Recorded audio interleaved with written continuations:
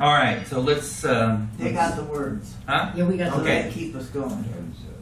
The seed I have scattered in springtime with weeping and watered with tears and with dews from on high. Another may shout when the harvesters reaping shall gather my grain in the sweet by and by. Over and over, yes, deeper and deeper, my heart pierced through with life's sorrowing cry. But the tears of the sower and the songs of the reaper shall mingle together in joy by and by. By and by.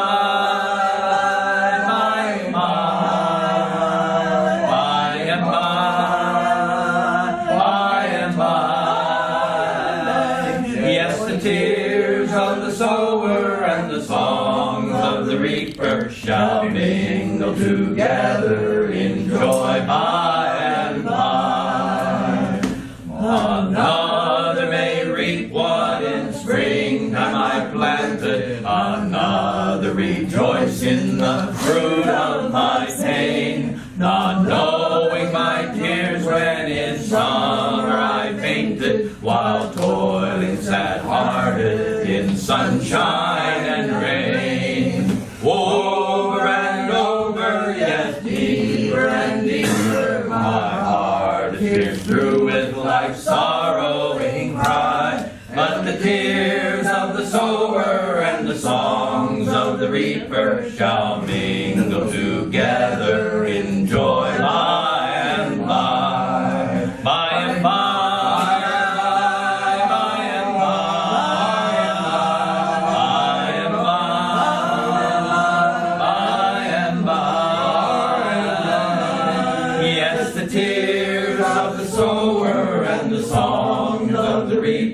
Shall mingle together in joy by and by. The thorns will have choked and the summer sun blasted the most of the seed which in springtime I've sown. But the Lord who has watched while my weary toil lasted will give me a harvest for what I have done. Over and over, yes, deeper and deeper, my heart is pierced through with life's sorrowing cry. But the tears of the sower and the songs of the reaper shall mingle together in joy by and by. By and by.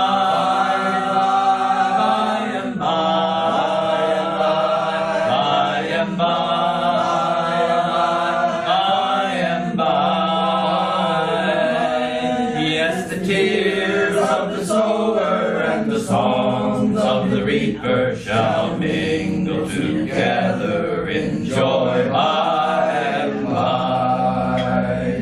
Then arms of victory, crowns of glory, arms of victory, I shall wear.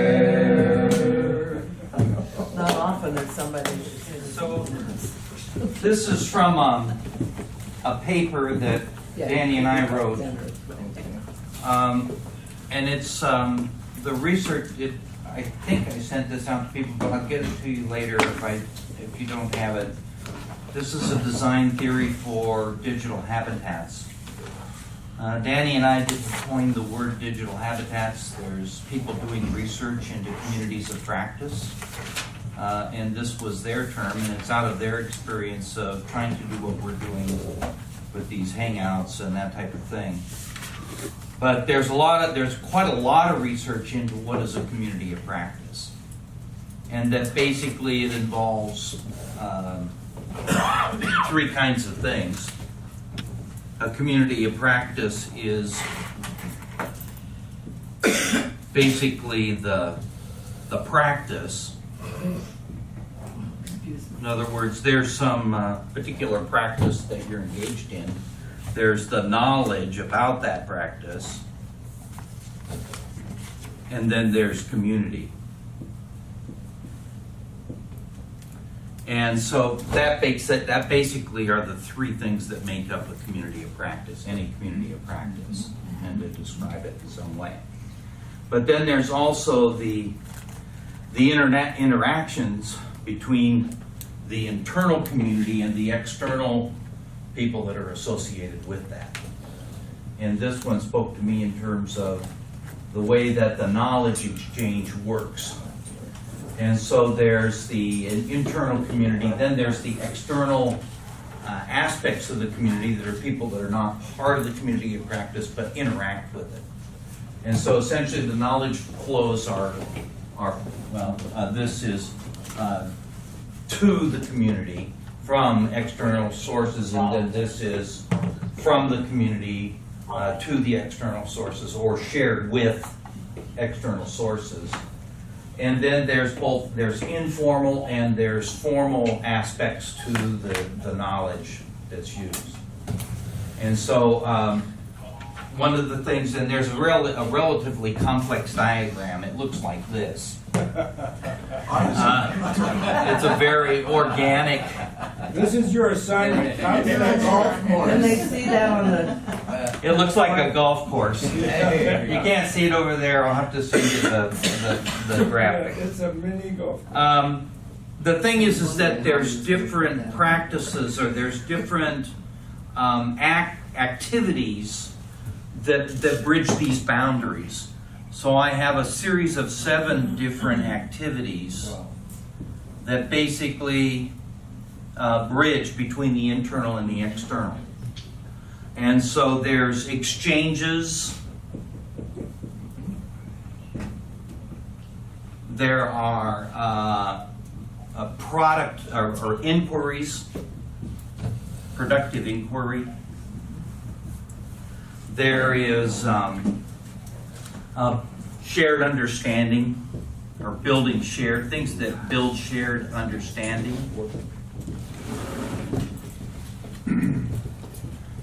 And there are assets that are produced. There are standards.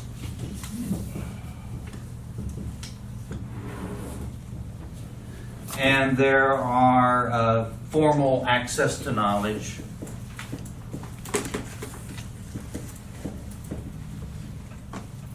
is that like books, you mean? Or- Yeah, like books.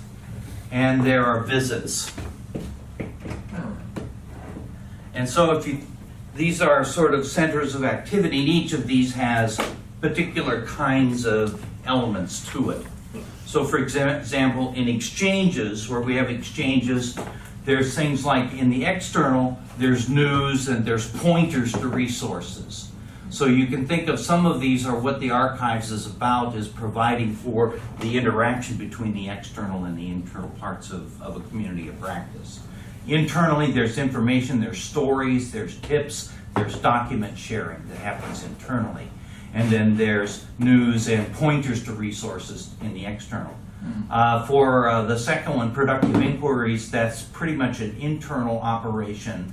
There's broadcasts, exploring ideas, case clinics, project reviews, things like we've been doing here within the ICA community. You have other kinds. Each one of these different activities has a series of pieces that have been identified that make up a community of practice. So it's a complex organic interaction between external and internal. Now, I think the archives are critical as a piece of this because they're allowing for this transfer of information in and out. Our wisdom that we talk about as being part of the archives really comes, it comes from internal, it comes from external sources. And it's the language that we use. Sometimes we think that we invented, and actually we find out, like motivity is a word that's been around since the, long time. But they're words that get repurposed and then are given added meaning at that. one of the words that I was interested in was, and since I left Canada the past 30 years, I went into an academic career, and then when I went to get my doctorate, I was pushed to do more research-oriented work. And so I wanted to really kind of start looking at, well, what, you know, in our practice, particularly as I worked with researchers who were doing in a field called collaboration engineering, one of the things that was being researched that was difficult to do were convergence. We had 100 tools identified for brainstorming, not just the kind that we usually center on, but depending on circumstances and everything, there's 100 or so different kinds of brainstorming techniques. And those are good depending on the kind of situation you're trying to deal with. But there's less research on convergence and how you organize. We can generate a lot of ideas, but there's less research on how do you bring people together around a set of ideas. And for us, that was the whole term Gestalt. We always call that the Gestalt process. So where did this word come from, Gestalt? German. And when, I think it's German. Okay, done. And so, That's all that. so I started doing some research into this. I thought, well, I think it comes from Gestalt psychology. It was sort of like one of the sources of Gestalt. And, and it's the idea of putting together a consistent whole or an image. And part of it was grounded in our ideas about the image that came from Bolton. But I came upon another source that's in education research. And there's a Michel Polanyi. And Polanyi is very well known in educational research. And he's the one who really explored in depth, in terms of knowledge, the whole idea of Gestalt. And there is a field called knowledge management. And that's because as we move beyond just raw data and information, we have to look for more complex forms of how information is shared. And so research into knowledge has been a major kind of push. The Japanese were very much into this in terms of product knowledge and how and an understanding that knowledge is essentially tacit. In other words, in Polanyi, It's essentially what? it's tacit. In other words, the thing was, we know more than we can say. And so, a practice is very tacit. And for a lot of what we've done is try to mine the tacit understanding we have about how to facilitate and how to do this and codify it in a more transferable form, more explicitly. And so the problem of knowledge is that it's tacitly held. Like and they studied in Japan, they were making bread makers. A company was making machines to make bread. Well, the machines produced terrible bread. It's just horrible, And so they said, well, we have to improve our product. So they sent out their engineers to bread makers. Yeah. Who were, What a concept. and they basically went through a learning process of kneading the bread. They had to do it, Yeah. And so it's an apprenticeship kind of process. So they're kneading bread, and they finally figured out how to make good bread by doing it the old-fashioned way. Then they went back and they said, now what do we know now about making bread? And they basically had to kind of deconstruct or uncover what their tacit knowledge was that was transferred tacitly and turn it into an engineering specification and redesign their bread machines. And sure enough, they were able to make bread machines that could make much better bread than what they used to. And so the process of knowledge transfer is, how do we take tacit knowledge, make it explicit, and then it can be transferred in seminars, and we can write up models, and we can put it in a repository. But then the problem is the other way around. Once it's explicit, it isn't any good to anybody. That's right. It's in a chart like this, and it's not held tacitly. It's not part of your being anymore. Right. And so this is the learning process where you have to now take that and somehow absorb it and internalize it in some kind of way. So communities of practice are essentially these kind of engines that do this. They bring explicit knowledge in from outside sources through guests or through visits and information, and you read things in books, and Matthews, I think, was probably a prolific reader. He certainly had a very deep formal education in philosophy and theology, but then was able to use that and internalize it and then regurgitate it as in a new form. And it was our task as people who sat around the table to try to figure out how to internalize that stuff and make use of it in some kind of way. So community of practice is, it's out of the practice, so out of our facilitation experience, our doing, that we learn things by doing, and we learn it tacitly. That has to be converted into more explicit knowledge, and then that's shared within the community and its production.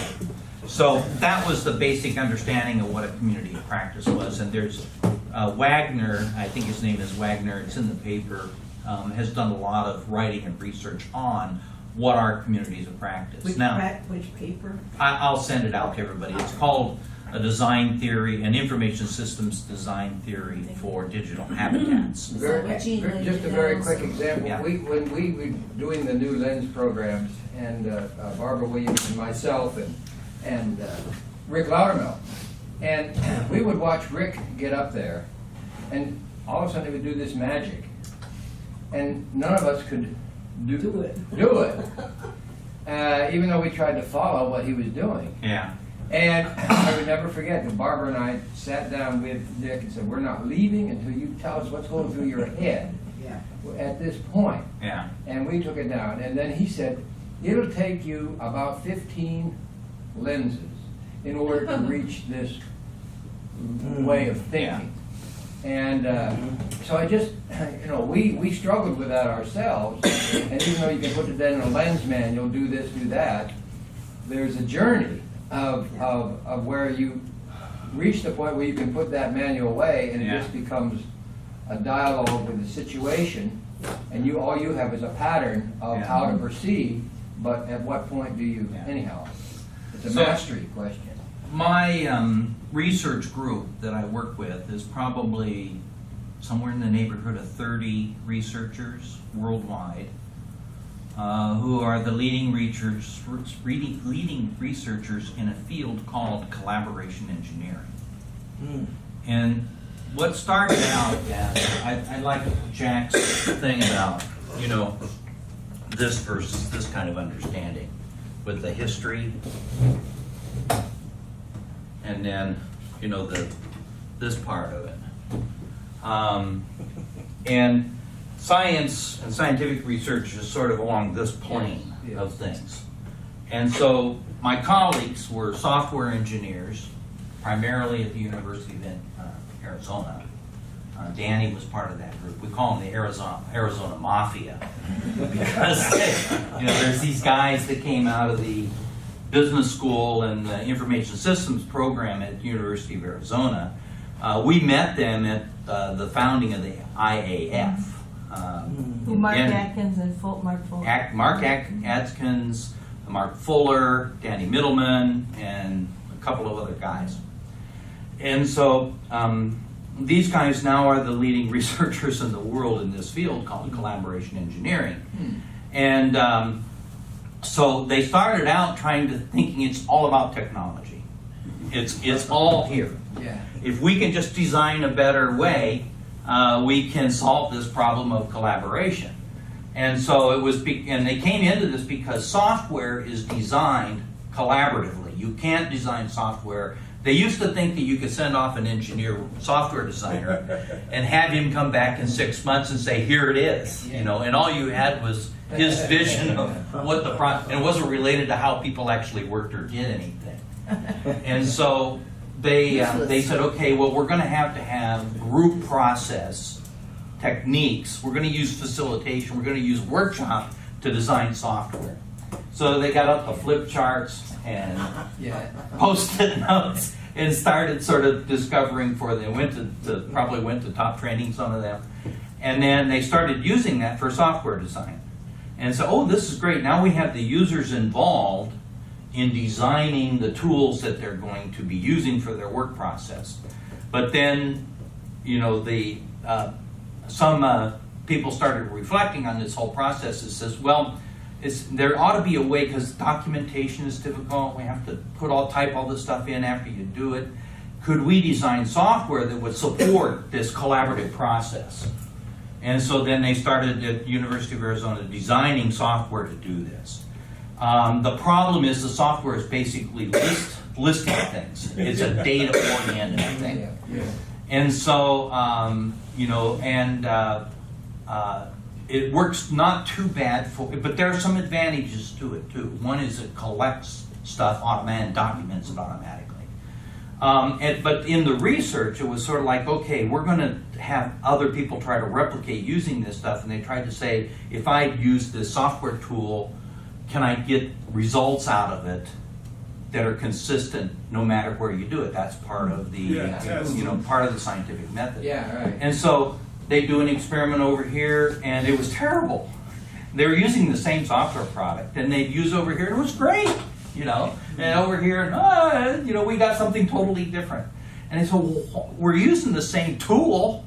Why is it different everywhere we use it? And it started to dawn on them, well, it's not just the tool that you're doing.